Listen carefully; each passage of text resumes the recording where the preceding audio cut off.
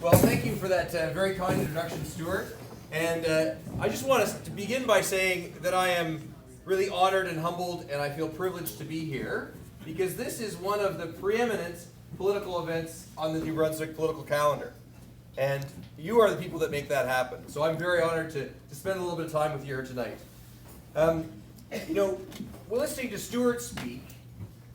Stewart said that he wants to earn the ability to be your MLA again. And there's nobody that I know in the legislature that takes those words more seriously than Stewart Fairgrieve. As you all know, Stewart is an honorable man. He represents you very well, and he's a very, very hard worker.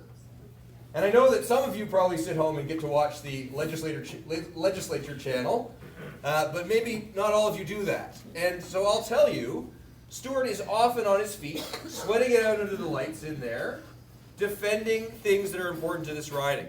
Standing up for small businesses, standing up for farmers, standing up for professionals, and making sure that the issues that you value are taken there to the floor of the legislature. Because I'll tell you, in there, it's a constant battle.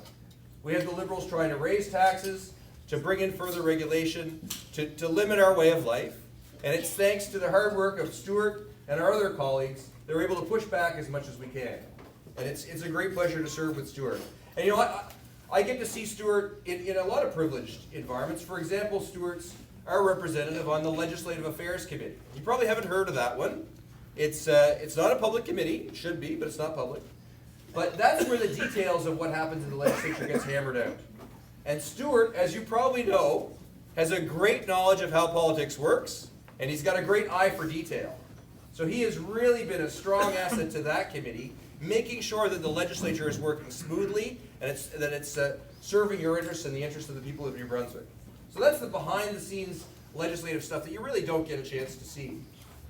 Now, as Stewart mentioned himself, he's advocated and got some results. He fought hard to keep about the welding program here at the NBCC.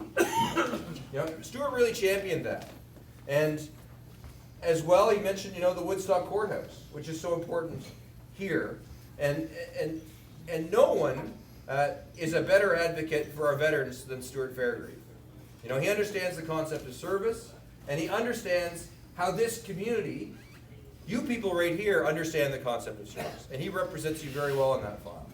And I was just chatting with a lady here. I got to talk to a few people, and there's one woman here who has quite a spectacular necklace on. So I went over to speak with her. And I served, as Stewart mentioned, 15 years in the Army. And so I instantly recognized the necklace. It's a memorial cross. And it's given to those family members who have lost a loved one in battle. Now she's wearing it on behalf of her father, her deceased father, and she shared some stories with me about how her earliest memory is kind of the cold morning when the train pulled out and her father went off to serve in the Carleton, New York regiment. And I'll tell you, Stewart takes that spirit of duty and service above self, and he brings that every day to the floor of the legislature. He represents you very well, and one of his key priorities is to ensure that we continue to honor the memory and the service of our veterans. So personally, from me to you, Stewart, thank you most of all for that. Now, as I said, Stewart also fights for you, and he makes sure that the Gallant government, as much as possible, is kept on track. And I think Stewart alluded to it in his speech as well, but the Gallant government has raised over $1 billion in taxes.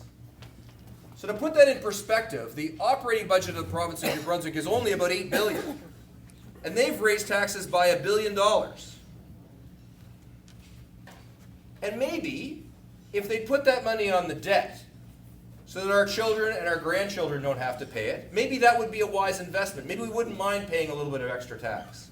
But what's happened is they've put that into the government furnace, and they're burning through that and more. So they're collecting an additional $1 billion in taxes, and they're still running deficits. And that means that each year, there's more money added onto our debt. So our debt is now approaching $14 billion. And what have they done? Well, they've taken that $1 billion out of your pockets. And that's had a huge effect on our economy. That means it's harder for small businesses to make ends meet. That means the province of New Brunswick is less interesting to businesses that want to come here and set up shop because the tax rate's too high. It means that farmers are struggling to keep their farms working and earning a profit. Even professionals struggle. And professionals are looking south of the border or other places to relocate because the taxes are too high. So that's the kind of thing that Stewart's pushing back on. Now, we've got a leader, Blaine Higgs. And Blaine understands this because he's got a number of daughters who have had to leave the province to find employment because of the state of the economy, because taxes are too high, because businesses struggle to exist here and have an even harder time establishing themselves. So Blaine understands this inherently. Now, one of the other things that Blaine understands is senior care. Now, he's got an aging mother who's still in her home, and I think she's in her 90s, Stuart? Yeah, so she's in her 90s, and she's still in her family home, and that's where she wants to be. That's where she deserves to be. But unfortunately, although they've talked a lot about it, the government hasn't come to the table with the right level of home first seniors care. Now, you'll probably remember the extramural nursing program was established by our own Brenda Robertson. And that was a leading program across Canada. That was at a time when New Brunswick was a leader in this field. And yet, so how can it be that so many years later, we're now following? We're not leading. Well, I have to look to the current government. And you'll see them announcing nursing homes around the province. So there's no question that we need more nursing home beds. But our seniors deserve to live in their homes as long as possible. And we should be providing the services to help them do that. And that's where a Blaine Higgs government will put the priority, in ensuring that seniors have the right care to stay in their homes as long as possible. And that those people that care for seniors have some respite too, so they can continue to care for their loved ones. That's the system we want. We don't want more nursing home beds. I mean, we will always need to have nursing home beds, and we need to have more in the future. But the way we can really give people the care that they deserve is by providing real home care, real care into the communities. And I'll tell you, I'm the health critic. I'm not the seniors critic, but it's something we're all passionate about. And as the health critic, I recognize that our healthcare system needs some help itself. It's in crisis. You know, we have the longest wait times in Canada. We have ambulances that are off-road. They were off-road 55% more this year than they were last year. And they were off-road last year too much already. We have trouble. I mean, how many people in here don't have a family doctor? Lots of people. So how can we even talk about giving care to our seniors when our healthcare system means that people are languishing on wait lists to get care for way too long? And part of the reason we can't attract professionals, as I've said, is our professionals face high taxes and they're looking to move south. So we have to take some really concrete steps to make sure this happens. And I have tremendous faith in our leader, Blaine Higgs, because he's going through it himself.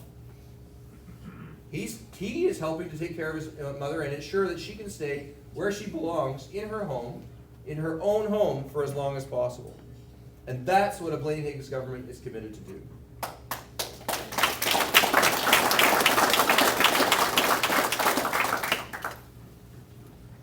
Now, we talked a little bit about hard work. And like I say, Stuart knows a great deal about hard work. He's worked hard for a lot of MLAs, and now he's working hard to represent you. And he does need your help. And when I look around this room, I mean, like I say, this is now one of the preeminent dinners in New Brunswick. And it's because of the hard work of a volunteer team that supports Stuart and supports all of us. So I do want to say thank you for your help. And I want to follow that thanks up closely with an ask, because Stuart needs your help again. And Stuart, more than any other MLA that I've met, Stuart understands the mechanics of getting reelected. He understands the steps that are necessary, that you must take to be successful in an election. And Stuart is methodical about it. He understands the strategy. But to execute that plan, he does need your help. He needs people pounding in lawn signs. He needs people going door to door with him. He needs people on the phones. He needs people tracking the data, all of those things. And he needs people to donate cash like you're doing tonight. So please continue to do that. We need your support to get the job done. And I just, I drove up from Fredericton tonight, from my home. I stopped in Dumfries to speak at Carl Urquhart's dinner, who you all know, the MLA for Carleton, New York. And I drove up along the St. John River Valley.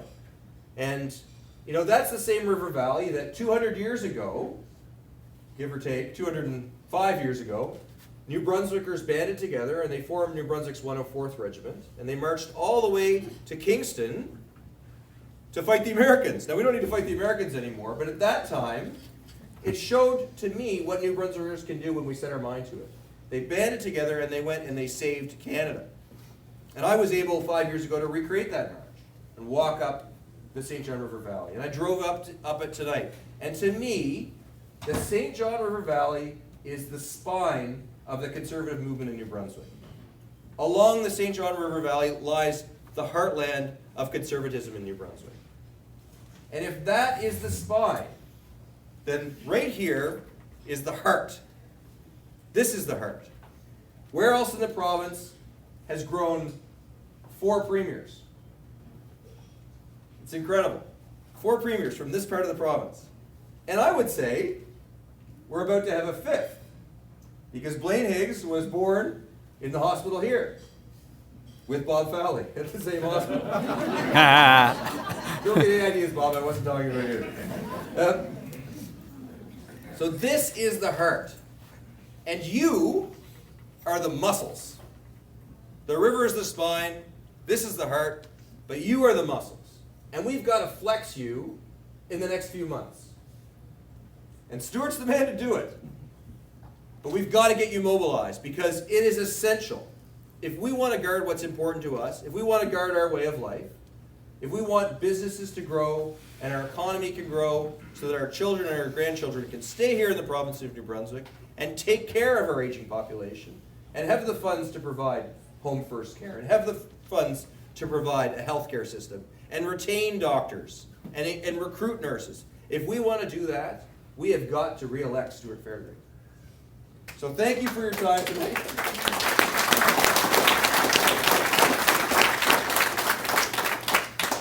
Thank you for your time tonight. I am honored to be here, honored to speak to you, because like I say, you are the heart of the conservative movement in New Brunswick, and I thank you for that. Thank you very much.